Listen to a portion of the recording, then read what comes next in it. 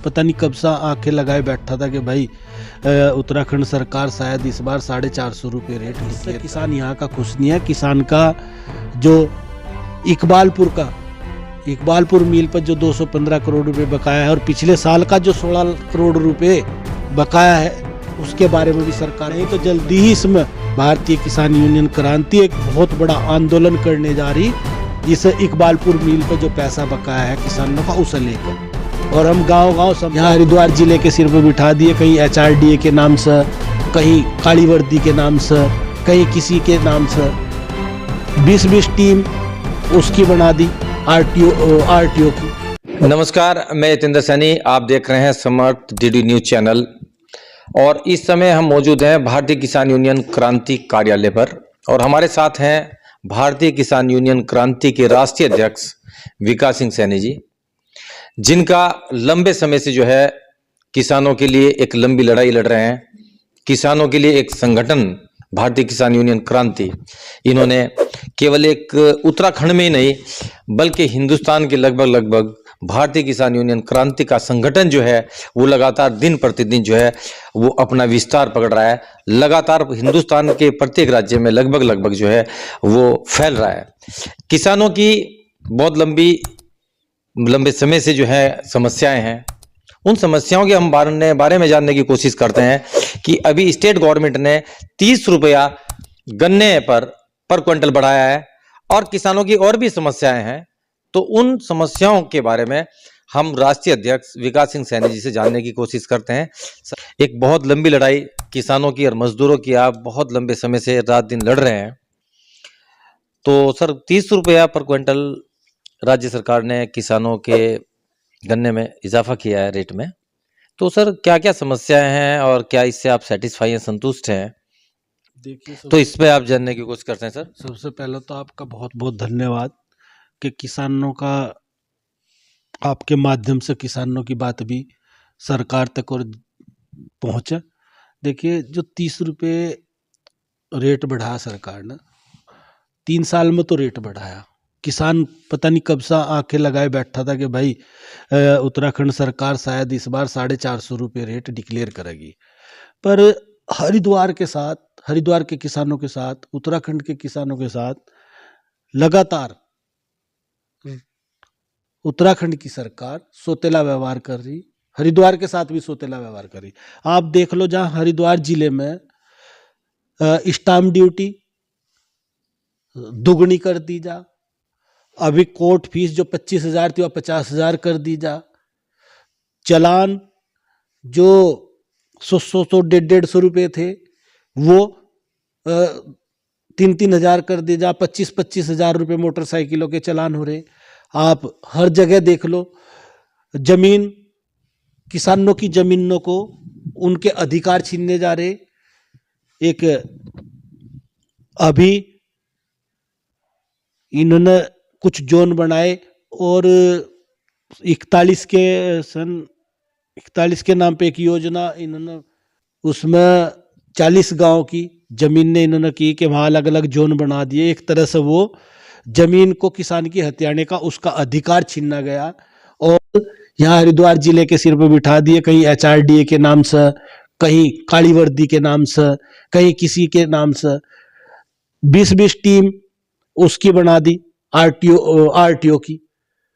वो गांव जाकर जो चलान कर रहे मोटरसाइकिल उसके, और इस तरह से, मतलब इस तरह से हरिद्वार जिले की जनता से इस तरह से उगाही की जा रही कि आप कुछ क्या, मतलब पूरी तरह से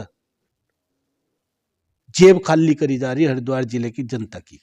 और जो 30 रुपये गन्ने का रेट बढ़ाया, ये बिल्कुल सरकार का धन्यवाद है कि 30 रुपये उन्होंने बढ़ाया, पर इससे किसान यहाँ का खुश नहीं है। किसान का जो इकबालपुर मिल पर जो 215 करोड़ रुपए बकाया है और पिछले साल का जो 16 करोड़ रुपए बकाया है उसके बारे में भी सरकार को सोचना चाहिए। जहां वो डबल इंजन की सरकार है, तो भाई डबल इंजन की सरकार है तो या किसानों के लिए भी होनी चाहिए।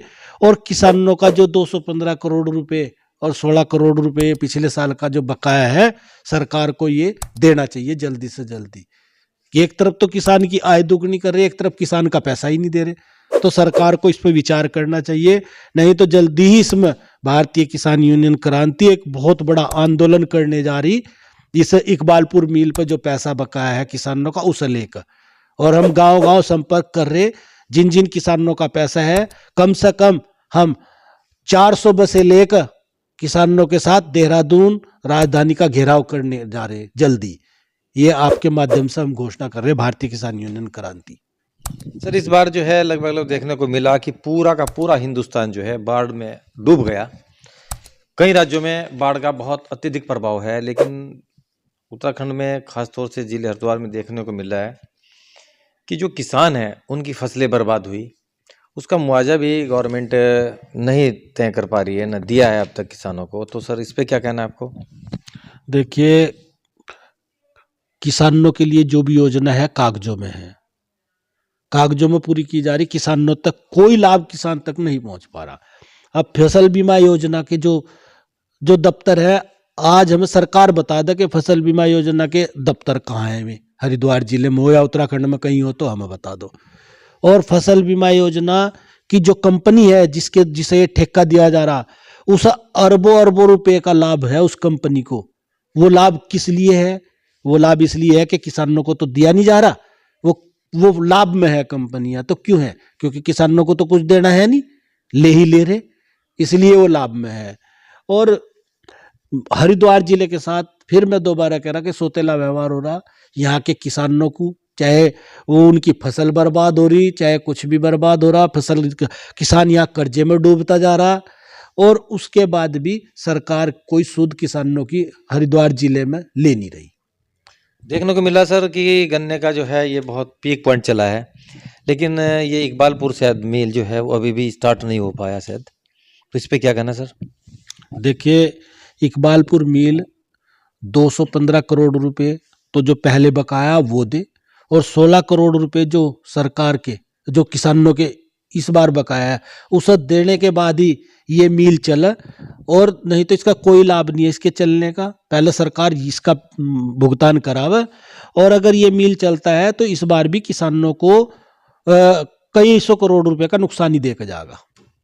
सर किसानों की जो फसलें हैं उस पर एमएसपी गारंटी अभी भी नहीं मिल पा रही है। किसानों का एक बहुत लंबा आंदोलन जो है वो दिल्ली बॉर्डर पे रहा, लगभग 600-700 किसानों ने शहादत दी, लेकिन उसके बावजूद भी देखने को मिलता है कि जो किसानों की फसलें हैं उनका रेट जो है किसान को एमएसपी रेट पर नहीं मिल पाता है। सर इस पे क्या कहना है आपको? देखिए, सही बात तो ये है कि देश को किसान ही चला रहा। एक किसान ही जब से देश आज़ाद हुआ, आप ये देख लो हर चीज के रेट बढ़ रहे, 1,000 गुने रेट बढ़ गए। तनख्वाहें 10 रुपये तक 1 लाख रुपए तक होगी, पर आप ये देखो कि किसान की फसलों के रेट वहीं के वहीं है, और चीजों पर रेट बढ़े 10 गुने, किसान की फसलों पर रेट बढ़े 10 पैसे और 50 पैसे। आप ये देखो चीनी के, और चीनी का कट्टा 5,000 रुपए का है, हो गया 20 रुपए से चीनी का कट्टा हो गया 5,000 का। गन्ना 2 रुपए से पहुंचा नहीं 400 रुपए भी, वही गन्ना वही चीनी, पर सरकार व्यापारियों को तो दे देगी। चीनी तो 5,000 की कर दी क्योंकि वह व्यापारी बेच रहा, वह मिल के वो बेच रहे, वो व्यापारी भी, किसान गन्ना बेच रहा, उसके रेट तो उसे तड़फा कर उसकी जो लागत है वो भी नहीं देना चाहती सरकार। और जो पिछली सरकारें रही उन्होंने भी किसानों के साथ यही किया, और जो वर्तमान सरकार है वो भी किसानों को पिछले पायदान पर ही रख रही। विकास की दौड़ में कहीं किसान को शामिल करने के लिए ना पिछली सरकार मान्य थी, ना ये सरकार कहीं जा रही। तो राष्ट्रीय अध्यक्ष विकास सिंह सैनी जी का कहना है कि जो है किसानों को जो है सही दर पर जो है उनकी फसलों का दाम नहीं मिल पा रहा है, किसान परेशान हैं, विभिन्न प्रकार की किसानों की समस्याएं हैं। राष्ट्रीय अध्यक्ष का कहना है कि यदि शीघ्र अतिशीघ्र जो है सरकार ने किसानों की मांगों को पूरा नहीं किया तो भारतीय किसान यूनियन क्रांति की बहुत बड़ी टीम जो है वो देहरादून का घेराव करेगी। अपने सहयोगी के साथ यतीन्द्र सैनी, सलेमपुर रुड़की। धन्यवाद।